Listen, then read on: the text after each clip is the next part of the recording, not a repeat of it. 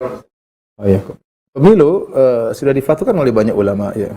Maksudnya pemilu dia masuk dalam kaidah irtikabu akhafid dhararain, yaitu menempuh kemudaratan yang lebih ringan ya. Kalau ada dua calon yang dua-duanya tidak ideal ya, karena sulit cari pemimpin ideal, susah ya. Orang yang taat tapi dia pakar politik, dia pakar ekonomi, dia jago bahasa Inggris, ini sulit zaman sekarang. Ya. Hingga tidak sulit ditemukan penguasa yang benar-benar ideal, yang pakar segalanya seperti zaman dahulu ya. Jadi kalau ketika dua pemimpin yang dua-duanya, kita pilih yang terbaik di antara mereka.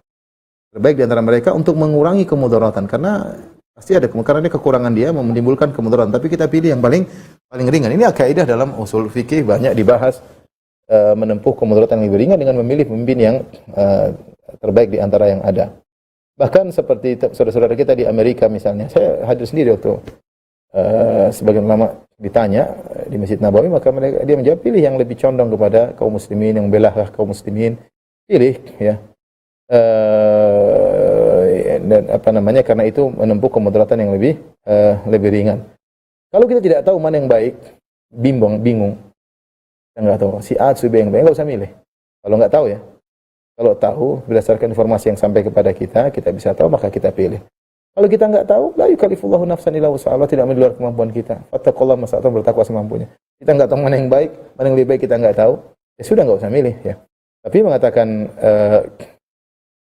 pemilu haram, memang ada sebagian pendapat ulama, tapi yang lebih kuat bahwasanya diperbolehkan dengan syarat diketahui mana yang lebih baik di antara keduanya. Semuanya tentunya dengan dhon, dengan persangkaan, bukan suatu yang pasti, tapi menurut informasi yang masuk dengan persangkaan, maka itu tidak jadi masalah kita milih mana yang menurut kita lebih baik ya. Adapun persangkaan boleh diamalkan seperti firman Allah Subhanahu wa taala, in dhanna an yuqima hududallah ya, seperti ketika Allah mengatakan dalam masalah perceraian, boleh menerima fidyah dari khulu jika suami istri menyangka bahwasanya mereka alla yuqima hududallah, mereka tidak mampu untuk menjalankan tugas suami istri.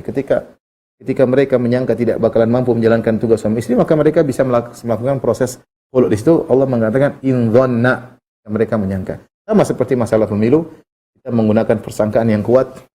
Menurut saya ini lebih baik daripada ini. Kita boleh memilih untuk meminimalkan kemudaratan dengan milih yang terbaik di antara yang keduanya.